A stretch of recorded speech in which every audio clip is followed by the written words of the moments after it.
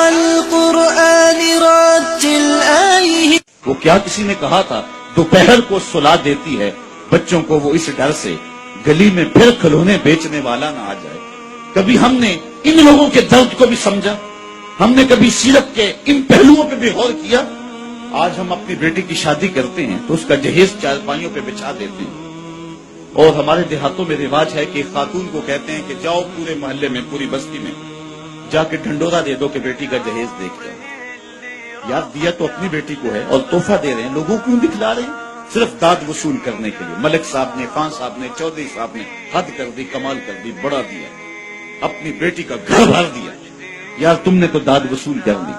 چوپالوں میں، بیٹھکوں میں تذکرہ بھی چلا، تندوروں پہ عورتیں باتیں بھی کرنے لگی، تمہارے نام کے جھنڈے بھی گڑ گئے، لیکن تم نے نہ سوچا تمہاری بیٹی کا جہیز دیکھنے کے لیے یتیم بچیاں بھی آئیں.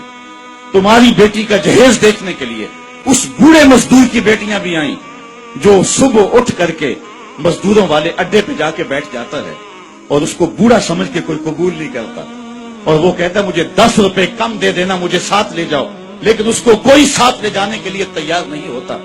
جب دھوپ خوب چمک پڑتی ہے اور اسے مایوسی ہوتی ہے کہ اب کوئی لینے نہیں آئے گا، تو وہ ڈبہ لٹکا کر کے روٹی والا گھر جب واپس پلٹتا ہے تو کوئی جانتا ہے اس کے قدم کتنے بوجھل ہوتے ہیں.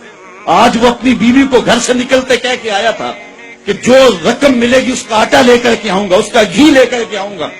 آج وہ خالی ڈبہ روٹی کا واپس جب پلٹا کے لے جا رہا ہوتا ہے، اس کے لیے گھر کی دہلیز نہیں ہوتی، پل سرات ہوتی ہے، اور اندر لوگوں کے کپڑے سی کے اور لوگوں کے گھروں کے برتن مانج مانج کے اپنے جہیز کی چیزیں بنانے والی بیٹیاں جب اپنے باپ کو یوں آج بھی خالی آتا ہوا دیکھتی ہیں تو جو کچوکے ان کے دل پہ لگتے ہیں اس کا مداوع کس کے پاس ہے؟ تم نے تو داد وصول کر لی، لیکن تمہاری بیٹی کا جہیز دیکھنے کے لیے اس مزدور کی بیٹیاں دکھیں. تارا ٹوٹتا سب نے دیکھا، یہ نہ دیکھا ایک نے بھی، کس کی آنکھ سے آنسو ٹپکا، کس کا سہارا چھوٹ گیا.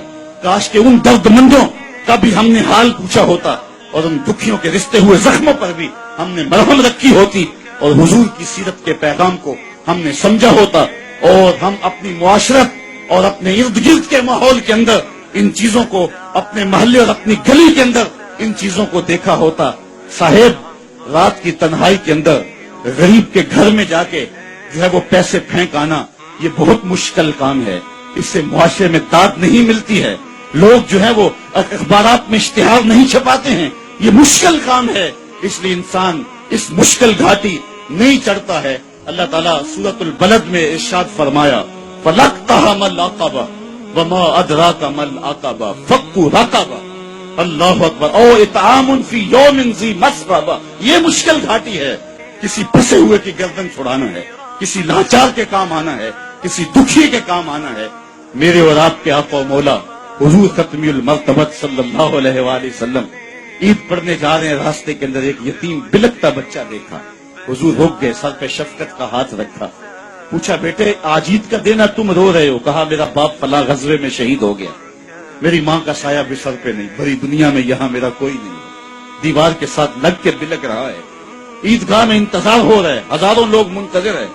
آقا کریم نے دل جوئی یتیم کو، یتیم کی دل جوئی کو اتنا مقدم سمجھا کہ اس کو لے کے واپس گھر آئے اور آ کے کہا کہ اس کو لباس دیا جائے، اس کو کھانا کھلایا جائے، اور اس کو جیسا حسنین کریمین کو لباس دیا گیا تھا ایسا اس بچے کو پہنایا گیا، کھانا کھلایا گیا. حضور نے احساس محرومی دور کرنے کے لیے مزید اس کے سر پہ شفقت بڑا ہاتھ رکھا اور مسکراتے ہوئے فرمایا کیا بیٹا تو اس بات کو پسند نہیں کرتا کہ محمد تیرا باپ لگے، عائشہ تیری ماں لگے اور فاطمہ تیری باجی لگے؟ اس نے کہا یہ رشتے مل جائیں تو اور کیا چاہیے. کہا آج کے بعد یہ تیرے رشتے ٹھہرے. ایک انگلی سے حسنین کو لگایا ہے، ایک انگلی سے وہ یتیم بچہ ہے. حضور عیدگاہ کی طرف بڑھ رہے ہیں اور بھی بچے اپنے ماں باپ کے ساتھ جا رہے ہیں. یہ یتیم زبان حال سے کہتا ہے تھا تو یتیم، لیکن یتیمی کا مزہ آ گیا، مصطفیٰ کی انگلی تھام کے جا رہا. تو حضور علیہ السلام کی سیرت جب نسل نو کے سامنے رکھیں،